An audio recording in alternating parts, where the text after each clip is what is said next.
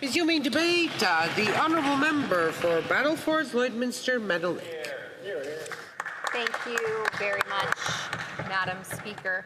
As this is my first time rising to speak in the 45th Parliament, I want to begin by expressing my deep gratitude to the constituents of the newly redistributed riding of Battlefords, Lloydminster, Meadow Lake, and I thank them for placing their trust in me to be their voice in this chamber. It is truly an honor and a privilege to stand in this place, and I do so with a sense of deep responsibility, one that I do not take lightly.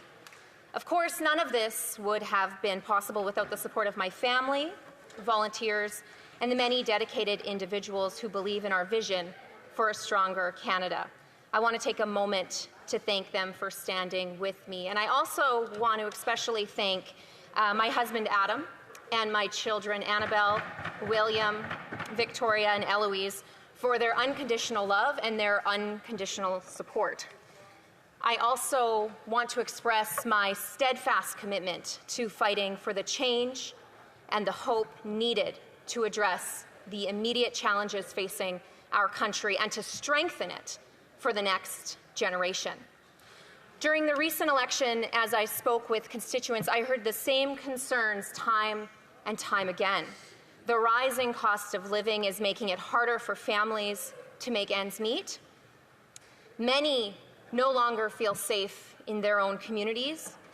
And while the issue of protecting our sovereignty was at the forefront of political discourse, the overwhelming concern I heard from constituents was about protecting the livelihoods and the values that define our communities. For a decade, the Liberal government has attacked the industries that form the backbone of our economy.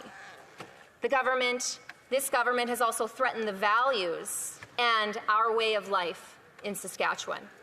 My constituents want to know how we can chart a path forward that ensures our province has every opportunity to succeed, to unite our country and create an environment where every Canadian, regardless of where they live, can work hard and succeed requires a plan.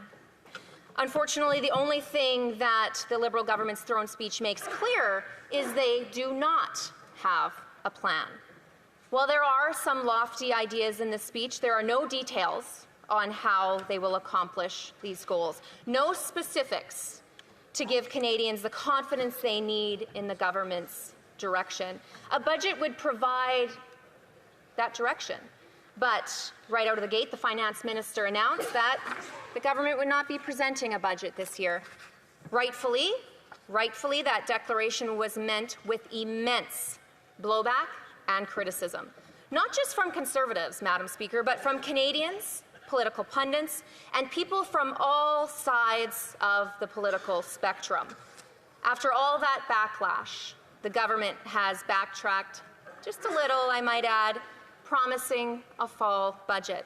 But, Madam Speaker, a fall budget is simply not good enough. Serious leadership requires a plan, and a plan that should be presented this spring. The Prime Minister himself repeatedly said throughout the election that a plan beats no plan, and yet here we are, left wondering where that supposed plan is today. The throne speech offers nothing but vague rhetoric and lofty promises. It talks about wanting to bring down housing costs. And, Madam Speaker, that is a very important priority for many Canadians, especially young Canadians, who have lost the dream of home ownership. But instead of presenting a plan to cut the red tape that's driving up the cost of homes, the Liberal throne speech proposes a brand new bureaucracy. We need solutions that make housing more affordable, not more layers of red tape. This lack of direction might stem from the very fact that the Prime Minister appointed a housing minister who has already publicly stated, no, housing prices don't need to come down. How can Canadians trust this government to address the housing crisis when even their own minister doesn't believe in bringing prices down? The Prime Minister also says that he wants to get big projects built, but his own ministers don't seem to agree. He has appointed many former Trudeau ministers who have actively worked to put up barriers and red tape, making it impossible to get big nation-building projects off of the ground. The lack of sincerity in wanting to get projects built is further evident with the Prime Minister's refusal to repeal the very laws that are stopping these projects. Laws like C-69, C-48, the energy cap, and the industrial carbon tax. These policies are suffocating our economy and job creation. In fact, there is no direct mention of Canada's oil and gas sector in the throne speech, one of Canada's most important industry and the lifeblood of entire provinces. There's no mention of how we can get our energy to new markets, and there is certainly no mention of how Canadian energy can displace our dependency on foreign oil from countries with lower environmental and human rights standards. Nor is there any mention of how Canadian energy can help reduce our global energy dependence on those same countries. This glaring omission in the throne speech speaks volumes about this government's priorities. It is not the bold leadership needed when our sovereignty and our economy are under attack. When outside forces are threatening our industries, we need a federal government that strengthens and protects them, not one that weakens and continues to undermine them. And despite the talk of spending restraint, the throne speech offers no real numbers, no specific targets, and certainly no credibility, especially after a decade of inflationary waste and economic decline. And the tabling of the main estimates last week paints a distinctly different picture from the promise of spending restraint that was made in the throne speech. This Liberal government has tabled $486 billion of spending, and yet again, they have done this without the presentation of a budget. This is the first time in decades that this has been done outside of the pandemic. This is not the change that Canadians wanted. This is a troubling continuation of the pattern we saw under Justin Trudeau, escalating spending with no clear plan on how this money will be spent efficiently or effectively. This proposal would increase government spending by 8%, with much of that increase funneled into bureaucracy, consultants, and contractors, none of which will directly benefit Canadians who are struggling to make ends meet. The bureaucracy is set to grow by 6%, which is more than double the combined rate of inflation and population growth. What's worse is spending on consultants is set to increase by 37%, reaching an astonishing $26 billion annually. This means that the average Canadian family will now be paying an extra $1,400 a year just to fund these consultants. In just this short time, the Prime Minister is proving to be even more expensive than Justin Trudeau, of who he advised. At a time when Canadians are already faced with the highest inflation in decades, this reckless spending will only make life harder for everyday Canadians. The Liberals must stop burdening Canadians with debt and start implementing policies that make life more affordable. With no budget in sight and no clarity in the throne speech on how this government intends to tackle the challenges facing Canadians, it is clear that this repackaged Liberal government is not showing the leadership our country so desperately needs. While this throne speech fails to offer the leadership Canadians need, Conservatives remain committed to holding this government to account and bringing about changes that will make this country more affordable, safer, and self-reliant. We must work together to deliver the hope that Canadians are so desperate for, and Conservatives are committing to fighting for those priorities, so that together we can build a stronger Canada, where all Canadians can get ahead and contribute to the success of our great country. Thank you. Questions and comments. The honourable member for Winnipeg North. Thank you, Madam Speaker. And, I think that we need to take a holistic approach in dealing with the throne speech.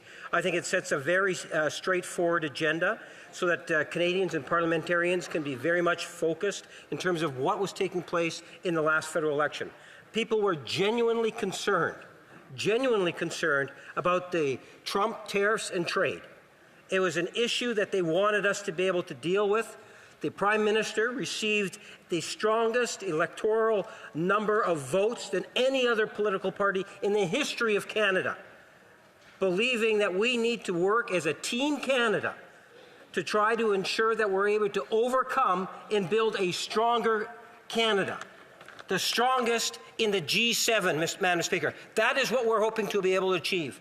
Will the member not agree that there's a time to put partisan politics to the side in order to put Canadians first? And in dealing with the trade and the tariffs and President Trump, we need to do that now. The honourable member for Battlefords, Lloydminster, Meadow Lake. Thank you, Madam Speaker. I am in no way being partisan. As my first speech here in the House of Commons in this 45th Parliament, I am simply relaying the information and the concerns that my constituents in Battlefords, Lloydminster, Meadow Lake have. So to address the fact of this holistic agenda, I mean, there was no plan. There was no details. There was many subjects that were missing and omitted from the throne speech. I talked about the energy sector and oil and gas, and I know a colleague of mine earlier rose in this place and asked about the opioid fentanyl crisis, missing.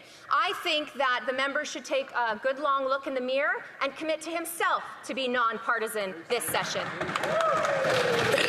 Questions and comments, the honourable member for Carrickborough Prince George. Thank you, Madam Speaker, and through you to our honourable colleague, I want to congratulate her for... Madam Speaker. Order. Order. Madam Speaker, I'd like to congratulate our honourable colleague on her reply to the speech from the throne. Madam Speaker, we hear from the other side that they've been elected on a strong mandate. Canadians gave them a strong mandate. I offer through you, Madam Speaker, to our colleague across the way, we're sitting on the eve of more tariffs being levied against our steel and industry here. The Prime Minister is elected because he was apparently the man with a plan, but yet we're seeing he has no plan. And so they elected with, through you, Madam Speaker, I want to ask our honourable colleague, do you think that Canadians were sold a bill of goods, that in fact that they were elected, this government was elected on a lie? The honourable member for Battlefords, Lloydminster, Meadow Lake. Thank you, Madam Speaker. Thanks to my colleague for that question. I think he brings up a very good point. I know that we didn't hear throughout the campaign that the candidate running, who is now the Prime Minister, quietly ended his retaliatory tariffs, which he campaigned on, saying we will give the revenue to the affected businesses. We know we didn't hear that. Also, too, if the Liberals are certain about supporting businesses, they would remove the industrial carbon tax. We look at our steel manufacturers, our aluminum, and what's coming from south of the border of the threat of doubling those tariffs, you would think, common sense would tell you that, maybe we should try to take the red tape and the extra expense of doing business, which is doing nothing for the environment, by the way, off and make it easier for those producers. Honourable député de... The honourable member for Pierre Boucher, Les Patriotes Verts. Thank you very much, Madam Speaker. I'd like to congratulate my colleague for her re-election and her speech, even though I don't agree with her entirely. It doesn't prevent me from congratulating her, and I believe that her words also represent her constituents. The Prime Minister of Canada, since I won't name him in this chamber, decided for the throat speech to bring in King Charles III, an individual that 9 out of 10 Quebecers do not feel at all attached to. And we know that 87% of Quebecers have no attachment to the monarch. And if they wanted to unite Canada, as they've repeatedly said, does my colleague not agree that when 9 out of 10 Quebecers don't want the monarch, it could have been an act of unity not to bring him? Lloydminster Meadowley. Thank you, Madam Speaker, and thank you to my colleague for that question. And I just want to go a little bit further. I mean, just because we don't see eye to eye doesn't mean we can't work together. And I think that that's important, that we can have conversation and we can have debate. Iron sharpens iron, and I think that's something that should be honored in this place. As per how the government wanted to read their throne speech, it's baffling to me that the Governor General couldn't have read it on his behalf as opposed to His Majesty. Thank you.